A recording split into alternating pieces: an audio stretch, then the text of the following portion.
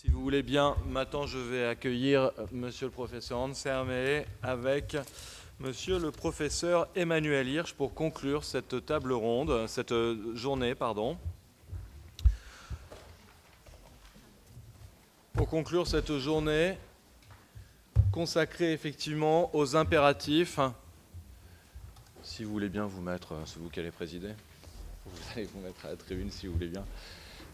Pour conclure cette demi-journée, les propos ont été riches. On voit qu'il y a effectivement une polarisation ici des propos qui est pour le moins inquiétante, non seulement au regard du vécu évidemment des personnes intersexuées, mais aussi au regard finalement du fonctionnement démocratique de nos institutions.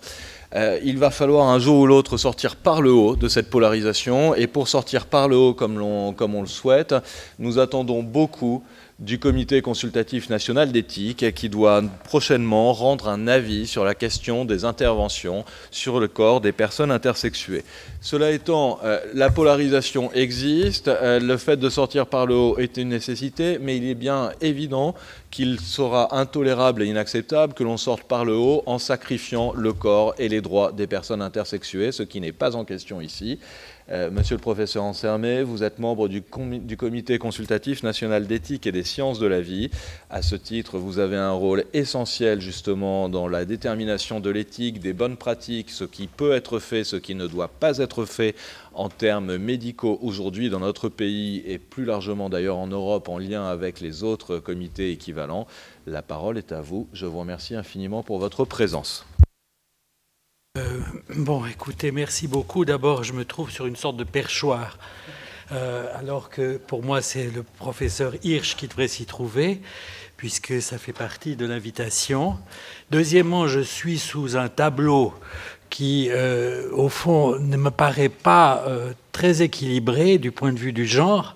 On se demandait, enfin, si l'Assemblée contenait des intersexes. Enfin, comme j'ai passé maintenant depuis 9h30 devant ce tableau, on voit qu'il y a encore beaucoup de choses à faire. Bon, c'est un tableau qui date de 1907, donc bon, les choses ont avancé. Donc pour conclure, vous demandez une conclusion à un membre du CCNE, du Comité consultatif national d'éthique, et qui se trouve être en plus un des rapporteurs de l'avis que nous n'avons pas encore livré, qui est encore au travail.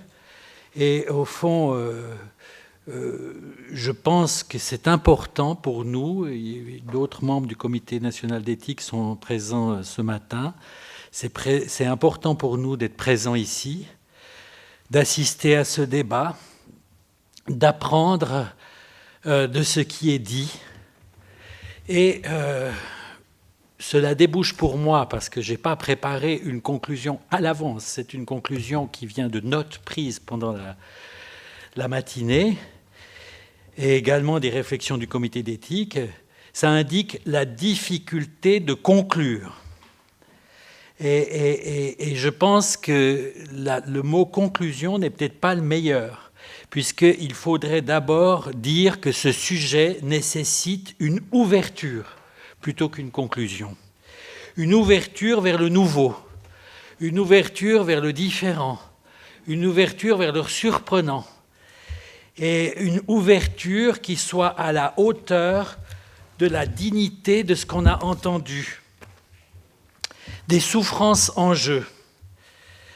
Et je pense que c'est ça la difficulté, c'est-à-dire pas rajouter encore du débat, voire même du consensus avec ce qui a été dit juste avant, pour au fond dissoudre toutes ces problématiques qui impliquent une souffrance. On a des fois des discussions au comité d'éthique sur le type de classification, le type de nomination des troubles, le type de pourcentage. Mais au fond, il n'y en aurait que ça suffit de se poser la question, puisque ça met en question beaucoup de choses. Alors par rapport à ça, je dirais que le principe éthique fondamental, c'est de dire l'enfance nous regarde. C'est comme ça, pour moi, c'est la boussole essentielle sur ces questions. J'étais aussi un des rapporteurs de l'avis sur les procréations médicalement assistées, demandes sociétales de procréation. C'est-à-dire l'enfance nous regarde, l'enfance lit nos avis éthiques. Et ça, c'est la vraie boussole éthique qui est de convoquer ce regard. Donc, dans ce cas-là, les personnes intersexuées nous regardent, nous lisent. Et cette question du regard me semble très importante dans ce débat, centrale. C'est-à-dire que c'est le point de butée de cette problématique éthique, c'est le regard porté sur les intersexes. Le regard, effectivement, en entendant ce qui est dit ce matin, bon, je suis membre du comité d'éthique, mais je suis aussi psychanalyste, psychiatre d'enfants et d'adolescents, et je m'occupe depuis longtemps, d'abord à Lausanne, et puis ensuite à Genève, à Lausanne avec Blaise Méra, à Genève avec d'autres, de ces problématiques périnatales et qui impliquent des questions. Mais enfin, on voit que le débat de ce matin, ça implique un point de butée qui est d'opérer sur le regard avant d'opérer les corps. C'est là qu'il y a opéré sur les représentations. Alors, quel regard sur l'intersexualité ? Là, beaucoup de choses seraient à travailler. Quel regard de la médecine sur les personnes intersexes ? Le regard sur la médecine, ça a été cité dans la dernière table ronde, pose la question du normal et du pathologique. Et par-delà le normal et le pathologique, la question du différent. C'est-à-dire, s'agit-il d'une différence ou s'agit-il d'une pathologie ? D'introduire la problématique de la différence dans le champ du développement sexuel est une question. Je ne suis pas en train de la résoudre, je suis en train de la poser. De la société. Bon, la société, il est vrai, il faut avoir une humilité certaine, parce que depuis très longtemps, les intersexes, les hermaphrodites, tous les termes qui ont été utilisés posent question, en tout cas convoquent la société. Ça convoque la société. Ça a été, au fond, vous le savez, dans deux directions. Direction sacrée, en faire un intermédiaire avec les dieux, et direction aussi de rejet violent. Une dimension du droit, effectivement, qui est au centre de la discussion ici. Le droit, pour nous, c'est fondamental. On a compris en discutant avec plusieurs personnes auditionnées du droit que l'éthique se développe en affinité et en altérité avec le droit. C'est-à-dire que pour nous, ça pose la question du droit des personnes intersexes et effectivement de la protection des personnes intersexes par rapport aux différentes certitudes dont ils font l'objet. C'est-à-dire que ça, c'est important, une dimension éthique de convergence entre le droit et l'éthique. Ça pose aussi la question du regard des personnes intersexes sur elles-mêmes, c'est-à-dire comment se voient-elles en fonction de ce qui a été dit. Et ça, je pense que, puisque vous avez discuté de l'accompagnement psychologique, pour moi, l'accompagnement psychologique, c'est mon métier psychiatrique, psychanalytique, est fondamental. C'est-à-dire que ça doit être un accompagnement sans a priori. Et il y a un a priori qui doit être total. Là, je prends une parenthèse. Un a priori qui doit être totalement mis en question, c'est l'a priori qu'on ne peut se développer psychiquement qu'à partir d'une anatomie sans ambiguïté. Alors c'est justement tout le débat historique autour du paradigme John Hopkins et John Monnet qui effectivement nécessite aussi d'être examiné. Mais enfin du point de vue psychologique, l'accompagnement c'est au un par un et dans les dimensions les plus particulières de chacun et libéré de certains a priori. Il existe une différence, et ni la différence n'est pas réductible ni au chromosomique, ni au génétique, ni à l'endocrinien, ni au cérébral, ni à la morphologie, pourquoi pas, ni au genre social, mais à la position que prend chacun par rapport à la différence. Donc, fin de la parenthèse. Donc, les regards des intersexes sur eux-mêmes, c'est important puisque certains sujets ont pu trouver dans l'écoute, dans l'appui, dans la rencontre, peut-être aussi dans la prise en main active de leur situation, des solutions, mais certains peuvent aboutir à des détresses psychiques intenses et qui peuvent subsister peut-être en dehors de toute préoccupations de l'autre, donc qui peuvent aller jusqu'au suicide, puisque le texte inaugural pour Foucault, c'est le mémoire d'Herculine Barbin retrouvé à côté de son corps, après son suicide. Et puis, ça convoque aussi le regard de l'éthique, c'est-à-dire de l'éthique, une éthique qui se situe au-delà de la superposition entre la loi naturelle et la loi morale. Pour moi, c'est un problème. Alors, c'est vrai que je suis d'origine suisse, j'habite Genève. Quand on m'a invité, j'ai dit que Rousseau et moi-même, on était genevois et pas français. Mais enfin, on m'a expliqué que la France étant une république, elle s'entourait de personnes qui pouvaient... Voilà. Mais au fond, ce qui me frappe dans les débats dans lesquels j'ai été placé, c'est-à-dire les procréations assistées et maintenant les intersexes, c'est cette superposition qui existe beaucoup trop entre la loi morale et la loi naturelle. Et qu'on fait comme si on pouvait déduire de la loi naturelle une loi morale. Et deuxièmement, le fait que, du point de vue éthique, le plus intime, on l'a vu ce matin, rencontre le plus politique, le plus collectif. C'est-à-dire au cœur de l'intime est en jeu la société. Quelle société on veut ? Et au fond, le constat éthique qu'on rencontre dans les auditions qu'on a faites, c'est la colère qui était là présente ce matin, c'est-à-dire la colère de tous ceux qu'on a entendus, de ceux qui sont pour intervenir, pas pour intervenir, pour traiter, pas pour traiter, des associations. On a vu, pas 12 hommes en colère, pour reprendre un film célèbre, mais enfin une quantité de personnes en colère. Et au fond, il s'agit d'apprendre de cette colère. Quelles sont les sources de cette colère ? Et se laisser enseigner par les intersexes, déjà quel terme utiliser, variation, c'est un terme qui a été adopté par le comité d'éthique suisse, variation du développement sexuel. Quand j'avais dit dans un séminaire d'endocrinologie variation, j'ai compris que ça impliquait une colère de ceux qui voulaient que ça soit DSD, donc un mot suisse soulevait la colère. Voilà, donc au fond, il y a là une dimension vraiment qui est une évidence et un problème éthique à traiter de cette colère. Surtout qu'on peut aboutir à fournir un avis qui n'est pas encore fixé, qu'on n'a pas encore vu en comité plénier, pour vous donner un peu... Donc je ne parle pas au nom du comité d'éthique, je parle en tant que personne impliquée dans le comité d'éthique, c'est-à-dire on va voir aussi quelle est la colère que va générer ce qu'on a écrit, et que la crainte, c'est qu'on fasse un avis qui mette tout le monde en colère, tous ceux qu'on a entendus. Bon, donc les questions éthiques ouvertes par ça, c'est l'éthique du consentement. J'ai été intéressé par ce que vous avez dit. Bon, est-ce que le consentement qu'on valorise en éthique touche à la servitude volontaire de la Boétie ? Ça m'a troublé ce que vous avez dit, monsieur, tout à l'heure. Donc, Paul Lou Weil Dubuc. Oui. Je suis désolé, je l'ai relu sur ma feuille.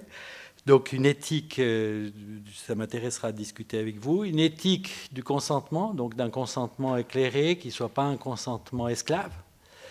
Une éthique de l'irréversible, c'est-à-dire qu'est-ce que c'est le réversible, irréversible. Une éthique de l'autodétermination, qui est au centre de cette problématique. Une éthique, peut-être c'est un autre terme, l'autodétermination, que le consentement. Une éthique donc du choix, dans une certaine mesure. Un problème important dans ce champ, c'est l'éthique de la relation parent-enfant, parce que ça reste une interrogation, parce que parfois il y a des associations qui impliquent beaucoup les parents, des fois des associations sans les parents, et au fond, qu'est-ce qu'un parent peut décider pour son enfant ? C'est une question majeure par rapport à cette problématique. Bien sûr, elle est mise en crise par l'assignation de genre, mais enfin, elle peut se généraliser aussi par-delà. Une éthique de la différence, je l'ai mis dans mon introduction, normal pathologique versus différence. Canguilhem parlait d'anomalie. Anomalie, c'est un terme qui veut dire le plus singulier, la singularité, qui est différent de l'anormalité. Bon, terme qui n'est pas utilisable parce que personne connaît, c'est difficile à expliquer, parce qu'anomalie, aujourd'hui, c'est devenu comme anormalité. Mais enfin, voilà, la différence. Est-ce qu'il y a une éthique de la différence? Est-ce qu'il y a une place pour la différence? Ce qui implique une éthique du vocabulaire utilisé, c'est-à-dire le vocabulaire des médecins, qui peut faire violence, vocabulaire à ma gauche du droit, puisqu'on a eu l'occasion d'en parler, c'est-à-dire les termes techniques du droit sont très difficiles par rapport à l'univers sémantique de chacun, torture, mutilation, atteinte, traitement dégradant. Après, on nous a expliqué que tout ça était dans la loi, mais comme nul n'est censé ignorer la loi, tout le monde l'ignore, encore plus un Genevois. Il y a l'éthique, dans ce cadre-là du vocabulaire utilisé, c'est l'éthique de l'annonce, c'est-à-dire comment on fait l'annonce. Ça, je crois que c'est peut-être là-dessus qu'on devrait donner beaucoup de recommandations éthiques. Je ne sais pas ce qu'en pense le professeur Hirsch. C'est-à-dire sur la façon... L'annonce détermine la suite. Ça rejoint peut-être le consentement esclave. C'est-à-dire, suivant comment on parle, comme vous l'avez dit, on peut, suivant comment on parle, programmer beaucoup de choses. Il y a un effet Pygmalion, quoi. Il y a un effet, si on dit c'est un enfant qui est là, il est différent, il est beau, il va bien, c'est très différent que si on dit des termes qui ont une certaine violence. Donc la dimension de l'information qui est souvent incomplète. Après, même plus tard, aux enfants, ils ne savent pas forcément, quand ils deviennent adolescents ou adultes, plein de choses sur eux. Je rajouterais, après, peut-être, je ne sais pas si la colère se dissout dans le doute, mais enfin, une éthique du doute, c'est-à-dire comment remettre en jeu le doute. Parce que le chant, au fond, un chant en colère a beaucoup de peine à réintroduire la question du doute. Autre point, j'ai bientôt fini, l'éthique de l'articulation entre intervenants, interprofessionnelle, ça c'est important, la dimension pluridisciplinaire est fondamentale.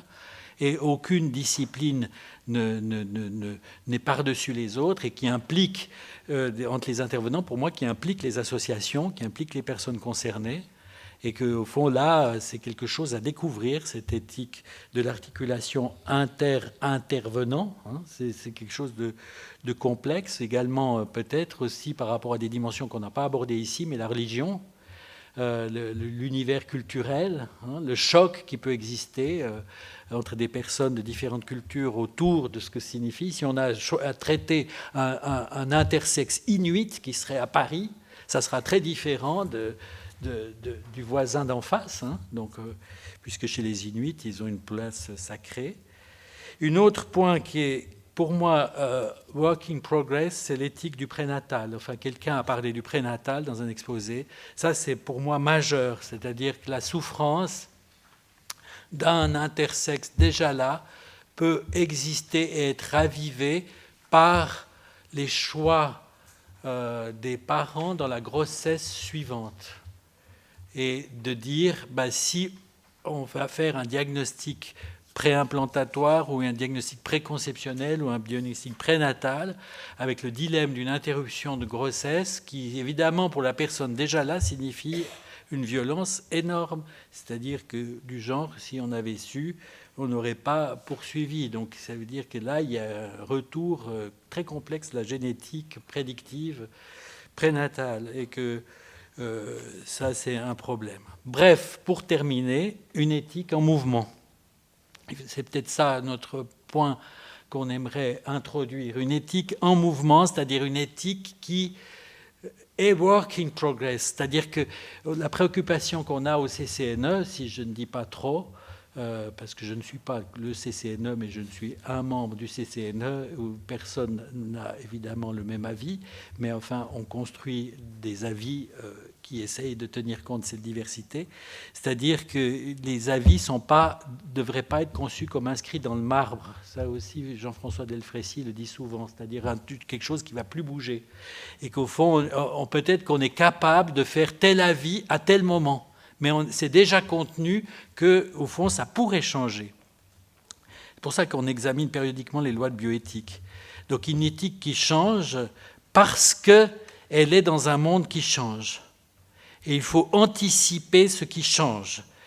Il faut anticiper ces changements. Et l'anticipation de ces changements, c'est aussi l'invention de ces changements. Parce que finalement, la prise de position d'un comité d'éthique invente le monde. Le monde change, reste à l'inventer. Alors, que faire ? Je pense qu'il est important de laisser la place aux intersexes, à leur position, d'où l'intérêt de cette matinée, à leur choix de faire avec ce que la vie a fait d'eux, quoi. Enfin, je sais pas, il faudrait trouver la formule à améliorer, mais c'est-à-dire que la vie, le vivant, a fait d'eux une particularité, et que faire avec ce qu'on est, faire avec ce qu'on a fait de nous, c'est quand même la question de chaque sujet, pas seulement les intersexes, hein, c'est chaque sujet pour devenir auteur et acteur de son devenir. Donc nous, face au fait que on a été que dans des auditions qui débouchent sur des avis différents, énoncés avec colère, tous, à mon avis, dans ce domaine-là, avec une idée du bien de l'enfant, parce qu'au fond, tous ont ça comme boussole. Je pense qu'effectivement, il a été dit, il est urgent d'attendre par rapport à ces problématiques, urgent d'attendre. Moi, je dirais, il est aussi urgent de créer un processus qui fasse qu'on puisse faire, alors je ne sais pas, c'est probablement naïf, mais faire que, au fond, ces différentes instances se parlent. Parce qu'on a vu toutes ces instances séparément et on est tenté de les mettre ensemble. Et de créer, je ne sais pas, au fond, créer des conférences de dissensus. On veut toujours créer des conférences de consensus, mais peut-être qu'il faut créer des conférences de dissensus dans le but peut-être de faire d'opérer non pas des corps, mais des désaccords créateurs, parce que les désaccords peuvent être créateurs. Donc ce serait vers un processus éthique à mettre en place en aval de la vie du CCNE, qui réunit les différents partenaires dans une nouvelle façon de se parler. Et au fond, c'est un processus pour me semble-t-il, je ne peux pas parler. C'est compliqué de ne pas parler au niveau du comité d'éthique tout en parlant en tant que moi. Je ne sais pas comment vous... Bon, bref. Donc, en disant, au fond, quelle que soit la vie, en aval de la vie, il faut créer un processus de ce type. Si c'est pas, qui ne sera pas assumé par le CCNE, mais qui pourrait trouver une forme à inventer. Je vous remercie.